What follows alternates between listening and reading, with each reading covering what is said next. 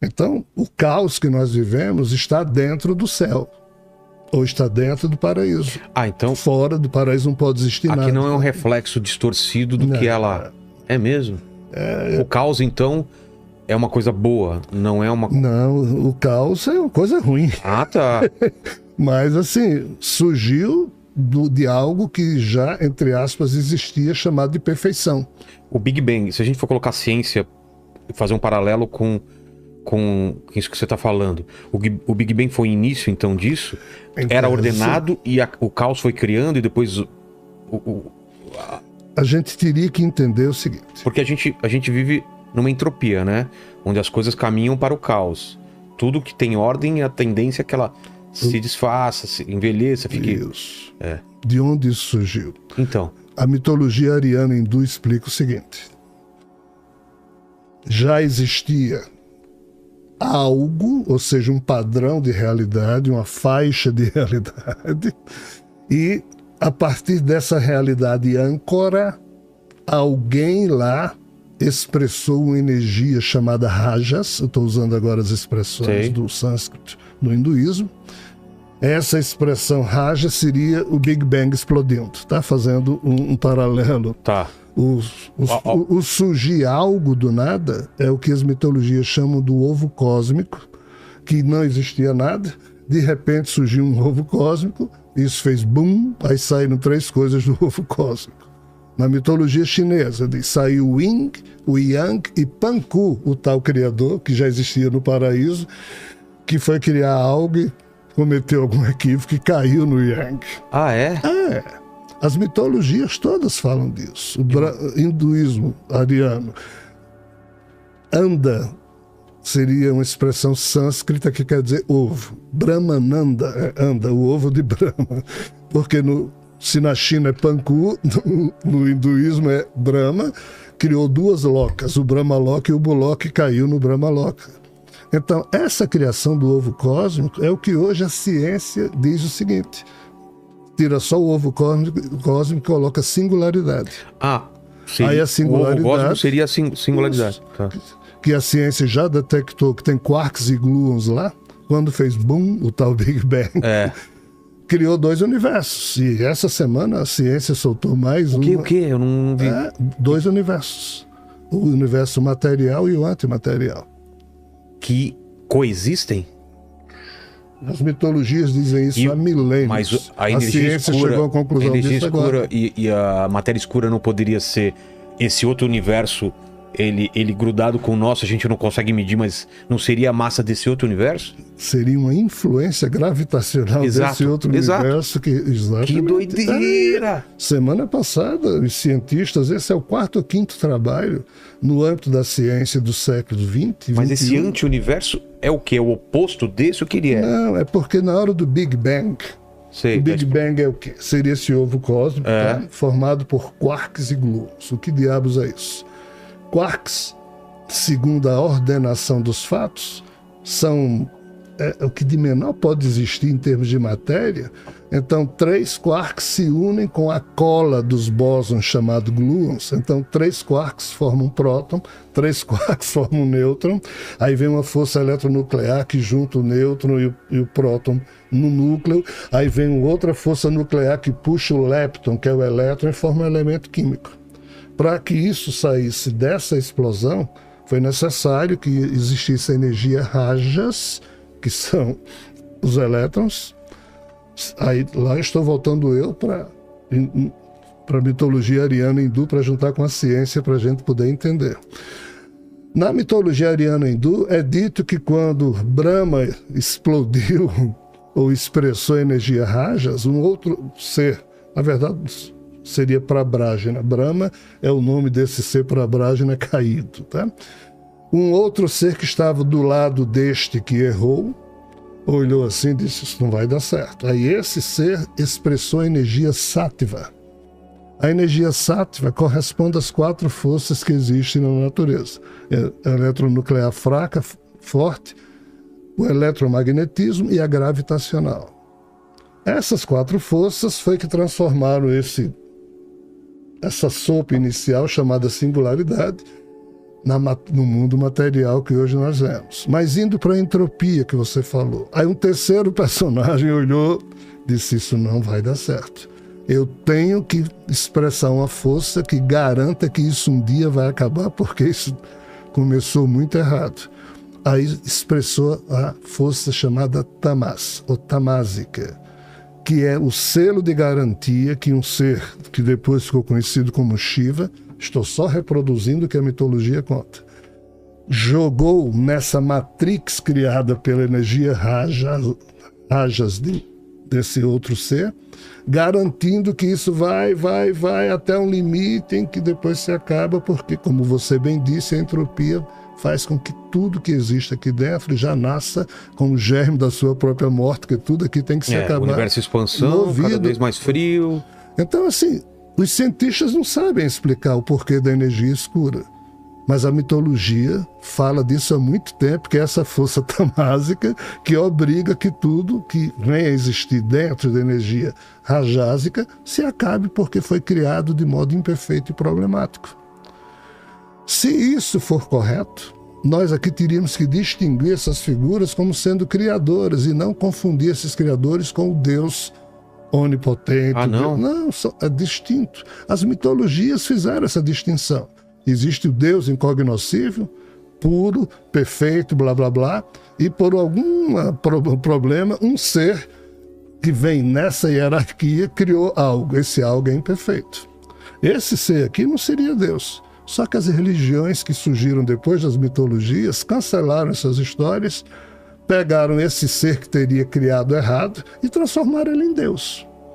E quem seria esse cara? Javé, o Deus bíblico, Brahma, o Deus do hinduísmo, Alá, o Deus do Islã. Não, eu tô falando antes. Quem seria essa pessoa antes do... tal Prabrajana ou Prajapati, assim citado nas mitologias eriana e hindu. Não, Lúcio é um anjo. É outra coisa. Então, assim, se a gente fizer essas distinções, a gente consegue discutir o conceito de Deus, que nada tem a ver com o conceito de criador desse universo. Segundo essas fofocas, existem milhões de universos por aí e nenhum apresenta esse problema. Só esse aqui apresenta. Só esse tem o caos. A tal da entropia que você fala. Eu tô assistindo uma série, não sei se você tá assistindo, chamada Matéria Escura. Não, recomendo. Não. Então é o seguinte. Obrigado pela dica. O cara constrói uma caixa, tipo a caixa lá aquele experimento do gato de Schrödinger. Como que é isso que tá certo, Leni? Eu acho que é Schrödinger. Schrödinger. Onde você entra nessa caixa e você tem possibilidade de ir para universos onde você tomou outras decisões. Uhum. A ideia deles é que a tua consciência, ela tá com você, mas, por exemplo, no filme ele tem um universo onde ele escolheu não ter filho e um universo onde ele escolheu ter filho e constituir uma família. E ele é bem sucedido aqui profissionalmente, só que ele é infeliz porque não constitui uma família. Então ele constrói essa máquina, começa a ver as outras versões dele tomando outras decisões, até que chega num universo onde ele tem uma família feliz, ele é um professor, ganha super pouco, ele não é famoso, não é rico nem nada, mas ele queria ter escolhido aquela vida. Então ele entra nessa realidade. Existe uma possibilidade de existirem vários universos ou mundos paralelos onde existe uma versão minha ou tua que tomou outros caminhos? E esses mundos eles coexistem e a minha cabeça ela pode saltar de repente para um mundo desse e vislumbrar essas outras decisões como sonhos ou como outras coisas. Essa minha consciência pode vagar por isso? Isso é muita loucura? Ou... Por esquisito que possa parecer, isso parece que é real mesmo. Nossa! Mas a gente tem que distinguir bem os temas, tá? Veja bem. Quando a gente fala que, segundo as mitologias, tá, existem outros universos, não é a esse tipo de situação que a gente está se referindo, não. Como seria isso? Vou chegar lá. Vamos lá. No Rig Veda, que é um dos principais, talvez o livro mais antigo da humanidade, escrito por Vyasa e mais um dos seus discípulos, tem uma hora em que Brahma recebe uma visita de Shiva. E Shiva diz, Brahma, você não tem vergonha... Mas só para colocar, Shiva e Brahma, quem são esses personagens? Seriam 3 deuses da Trimurti hindu, assim descritos na mitologia ariana, que mais tarde os dravidianos, que eram os habitantes naturais da Índia, transformaram em mitologia hinduísta. Brahma, Shiva e... Vishnu e Shiva. Tá. Todas as mitologias antigas têm uma trindade, as mais importantes. A católica criou uma Santíssima Trindade só para... Exatamente. Então o número 3 é uma coisa bem poderosa. Isso, mas voltando para o tema. Então, quando isso foi gerado, o quê? Essa criação problemática, vários seres mergulharam do paraíso aqui, e Brahma, Vishnu e Shiva seriam exemplos disso. Um caiu, os outros dois mergulharam para ajudar. Cair seria tornar-se humano? Não. Só cair. Não existia uma humanidade. Não existe esse... Essa história tem 13,8 bilhões de anos. A humanidade só surgiu há 50 mil anos. Muito antes de qualquer coisa acontecer. Tá? Então, assim, essas figuras respondem pela história de um universo problemático. Mas antes dessa criação, já tem diversos universos, segundo essa fofoca, que funcionam maravilhosamente bem. Isso aqui é um tipo de multiverso. Só que a ciência humana criou novas interpretações, e eu vou chegar onde você colocou. Nós temos a teoria das cordas, supercordas, teoria M, blá, blá, blá. E a matemática dessas teorias... Você chega a 12... 11 dimensões. 11, 12 dimensões, né? E a interpretação dessa matemática é que está pirando os cientistas. Porque você faz uma conta, uma equação, tem lá um número, mas você vai interpretar o resultado, e cada um interpreta do seu jeito. Há cientistas que dizem que há uma bifurcação que acontece a cada novo instante, e a cada novo instante aqui surge um novo universo, e a gente entra com eus, ou cópias dos nossos eus, aqui dentro. Mas assim, esse tipo de interpretação, que tem livros a respeito disso, particularmente as fofocas que os amigos espirituais fazem comigo, dizem que isso aqui é meio furado, porque é de uma inutilidade total a existência de bilhões de Rogérios Vilelas. Não precisa. Aí o que é que outras teorias dizem? Não, são 11 as dimensões. Aí começa a haver uma diminuição aí. Mas eu nem vou por aí. O que é que nos meus estudos eu tenho percebido, conforme a orientação dos amigos espirituais? Que de fato não é essa questão de que exista... desdobramentos de universo, a moda como os cientistas têm interpretado, é que existem os problemas de loop mental que nós criamos, e aqui eu teria que falar de cópias eferentes, de cópias aferentes, de contexto. Vambora, eu quero saber tudo. Aferente e exaferente. Então qual é o problema? Na hora em que o cérebro da gente se acende, certo. Voltando ao primeiro assunto, né?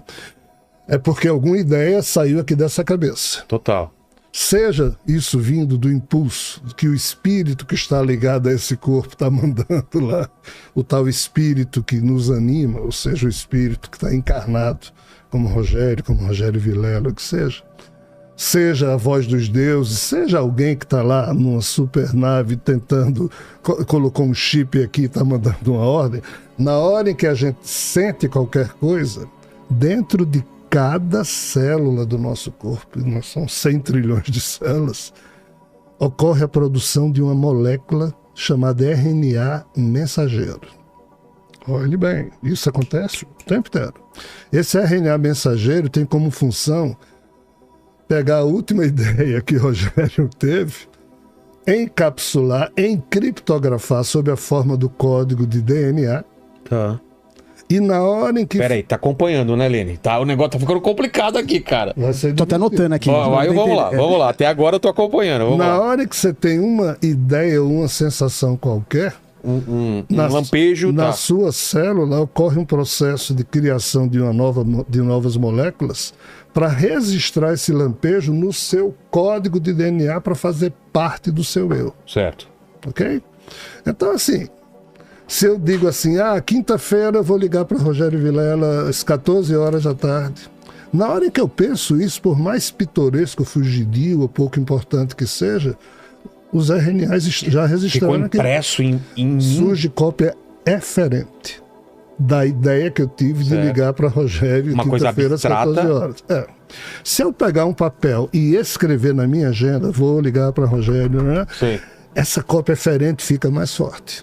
E acredite, quinta-feira, às 14 horas, as cópias referentes que eu criei, relativa à ligação que eu vou fazer para Rogério, vão estar lá dentro do meu organismo. E quando você liga? Aguardando. Aí quando eu ligo, eu crio cópias aferentes do que eu estou fazendo, que as informações que as cópias referentes guardaram serão comparadas com o que eu estou fazendo.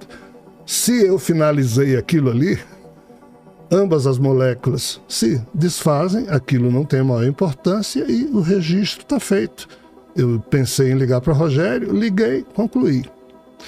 Se eu tenho raiva de você e fico pé da vida com você, eu crio cópia referente. Mas não fique, não fique, não fique. Aí, enquanto eu ficar com essas cópias referentes relativas a você e não resolver, aí surge um loop mental, uma bolha.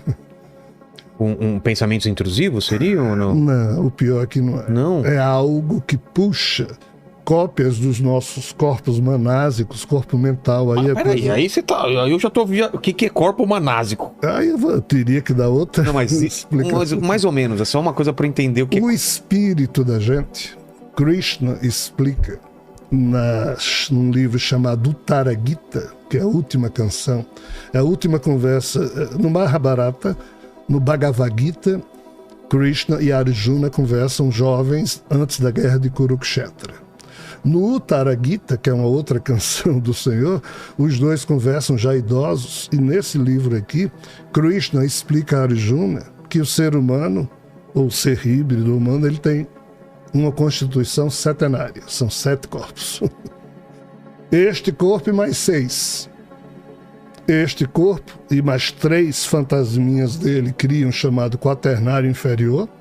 Na hora em que papai e mamãe transam, o óvulo foi fecundado pelo espermatozoide e surge um zigoto desse corpo.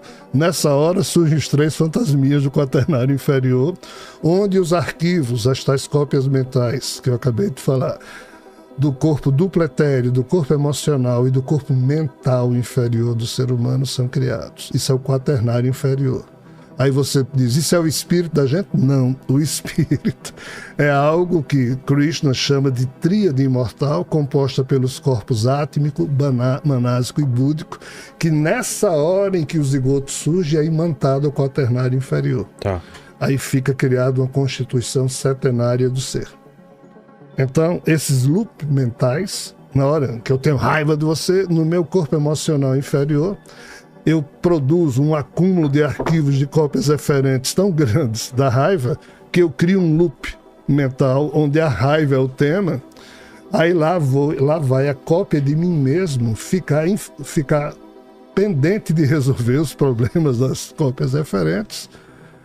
E eu ainda levo a sua mensagem, a cópia sua lá para dentro, e ficamos eu e você num outro nível de consciência, e você, enquanto Rogério aqui, nem sabe disso, e eu, como Rogério, fiz isso inconsciente. Eu não sei, mas eu sofro efeito disso? Não, tá. Eu é que sofro, porque fui eu que criei. Entendi.